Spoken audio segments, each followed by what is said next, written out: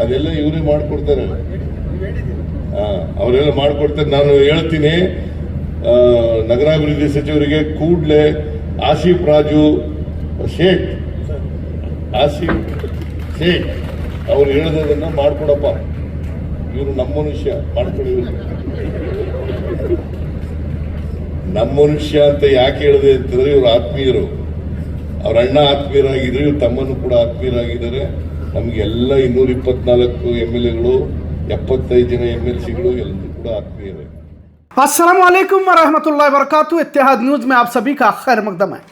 आज बेलगाम शहर में कला मंदिर कल्चरल कॉम्प्लेक्स के इफ्तिताही इजलास में वज़ीर आला सिद्धरामैया ने स्मार्ट सिटी के कामों पर बात की और साथ में जो अहम ऐलान किया गया 100 रुपये बॉन्ड पर तामीर शुदा मकानात को भी खाता के तहत दर्ज करने का ऐलान किया गया। बेलगाम नॉर्थ के MLA आसिफ सेठ के कहने पर बेलगाम शहर में जितने भी बॉन्ड पर मकानात तामीर हुए हैं इन्हें रेगुलराइज करने का यह ऐलान बज़ाहिर कुछ लोगों को मामूली लग रहा हो, लेकिन खासकर मुसलमानों के लिए अहम कह सकते हैं।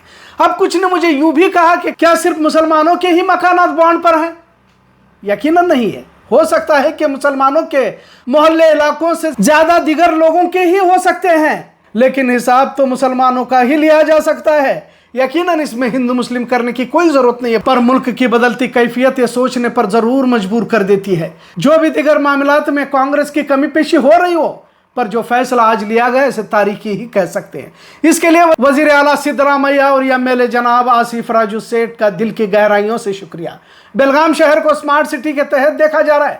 वैसे भी बेलगाम शहर को दूसरी राजधानी भी कहते हैं और बेलगाम में सुवर्ण सौध की तामीर और हर साल दिसंबर में सेशन का एहतमाम, इन तमाम बातों से बेलगाम कर्नाटक का अहम शहर बन चुका है। बेलगाम शहर के अतराफ में बढ़ती आबादियां और खासकर यानी लेआउट जगहों की बेशुमार बढ़ती कीमतें आम इंसान के अख्तियार से बाहर रहती हैं। कुछ नौकरीशुदा कारोबारी ताजीर तो खरीद सकते हैं और पौश इलाकों में इनका शुमार भी हो सकता है, लेकिन बेलगाम हो या मुल्क के तकरीबन शहरों के बाहर गरीब किसी तरह से बॉन्ड पर सस्ती जगह खरीद कर मकान तामीर कर लेता है। फिर यहाँ बुनियादी सहूलतें भी हासिल होना दुश्वार होता रहता है और यह मसला बहुत पुराना भी है। पर पिछले कुछ सालों में शहर के अतराफ में नगर मोहल्ले बढ़ते गए। जगह पर कारपोरेशन की इजाज़त के बगैर अगर मकान तामीर की जाए तो कार्रवाई होगी, क्योंकि जब डेवलपमेंट की रकम हासिल नहीं होगी तो कारपोरेशन भी पानी बिजली सड़क रास्ते जैसे बुनियादी चीज़ें आवाम को फराहम नहीं दे सकता। लिहाजा एक तरतीब से काम चलता रहता है। हाल ही में कर्नाटक हुकूमत की जानिब से बी खाता का फैसला लिया गया, पर इसमें सेल डीड से खरीदी हुई ज़मीनों को ही उन ज़मीनों पर तामीर मकानात ही को शामिल करने का सर्कुलर जारी किया गया, पर इसे धीमा रिस्पॉन्स हासिल हुआ। लिहाजा बेलगाम शहर और अतराफ में 20-30 सालों से कई ऐसे नगर मोहल्ले आबाद हैं जिसे लेकर एक डर हमेशा बना रहता था कि किसी भी वक्त कार्रवाई हो सकती है। पर आज जो फैसला वज़ीर आला सिद्धरामैया ने इजलास में ही सुनाया, वाकई जिनके मकानात 100 रुपये बॉन्ड पर तामीर हुए हैं इनके लिए बड़ी राहत कह सकते हैं। इसे अहम फैसला कहने की एक और अहम बात यह भी है कि पिछले कुछ अरसे से बुलडोजर तहजीब देखने को मिल रहे। जानबूझकर मुसलमानों के खिलाफ एक माहौल बनाया जाता है। फसादात के लिए जिम्मेदारी एक ही मजहब के या एक ही जमात के लोगों को ठहराकर उनके घरों पर गैर कानूनी कहकर जमीन दोज किया जाता है। यकीनन ज़्यादातर मुसलमानों के घरों पर ही बुलडोजर बड़े शौक से चलाए जाते हैं। ऐसा नहीं कि हिंदुओं के घर पर नहीं चलाया जाता।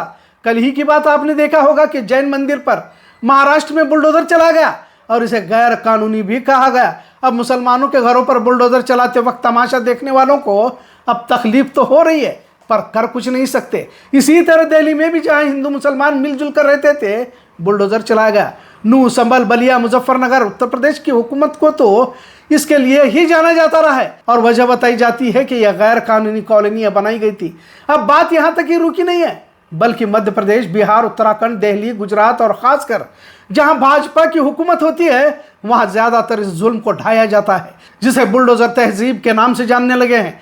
योगी आदित्यनाथ को तो बुलडोजर बाबा कहने लगे हैं और इसे वो फक्र भी महसूस करते रहते हैं। इसमें भी अहम बात अक्सर मुस्लिम मोहल्लों पर ही चलाए जाते हैं, जबकि सुप्रीम कोर्ट ने बुलडोजर घरों पर चलाने पर गलत कहा, लेकिन जब फिरका परस्त ज़हनियत से मुतासिर लोग ही इख्तिदार में बैठने लगे तो फिर वहां कानून भी अपना सर झुका लेता है।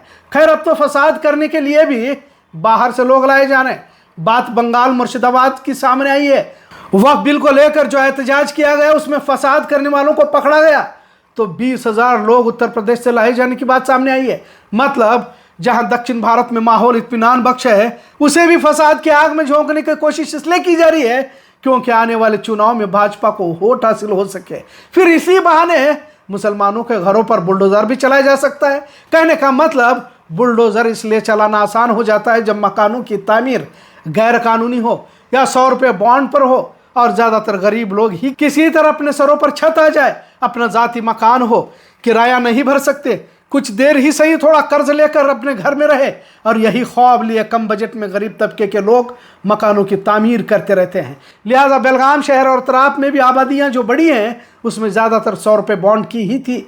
मुल्क के बदलते हालात और नफरत का वसी दायरा इस तरह के मकानात को निशाना ज़रूर बना सकता है। लिहाजा आज का फैसला ज़रूर इत्मीनान बख्श कह सकते हैं। समाज में बहुत सारे मसाइल है, कुछ अपनी गलतियों से भुगतते हैं तो कुछ किसी और की नहुसत से या कुछ सरकारी कानून बनकर आते हैं, लेकिन एक आम इंसान का ख्वाब रहता है कि अपना घर हो, छत हो, मेरी मौत किसी किराए के मकान में ना हो। इस तरह जज्बाती बातें होती हैं, पर जब अचानक घर को गैर कानूनी कहकर उसे सरफिरा बुलडोजर गिरा दे तो उनके दिलों पर क्या बीतती है। जो तिनका जोड़कर आशियाना खड़ा किया गया था, 4 दीवारें और छत इंसान को अपनेपन का भरोसा दिलाती रहती है। जो भी हो, आज का फैसला यकीनन इत्मीनान बख्श जरूर कह सकते हैं। हो सकता है कुछ लोग आज की बात को कांग्रेस की हिमायत में कह रहा हो कह सकते हैं, लेकिन जब कांग्रेस पार्टी गलत करती है तो उस पर तंज भी करने से हम नहीं चूकते।